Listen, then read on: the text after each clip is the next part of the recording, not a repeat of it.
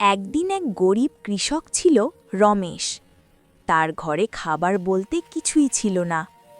3 দিন ধরে সে বাজারে গিয়ে কাজ খুঁজেছে, কিন্তু কোথাও কাজ পায়নি। সন্ধ্যায় ক্ষুধায় পেট কুঁকড়ে যাচ্ছিল। হঠাৎ তার মনে বড় ইচ্ছে জাগল, আহা, যদি 1 প্লেট মুরগির বিরিয়ানি খেতে পারতাম।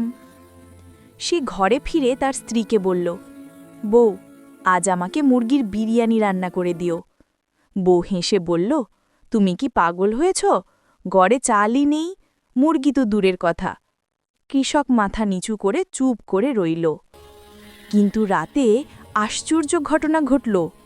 পাশের ধানক্ষেত থেকে এক মুরগি এসে তাদের উঠানে ডিম পাড়ল। বউ সেই ডিম ধুয়ে বিরিয়ানির গন্ধমাখা ভাত রান্না করল।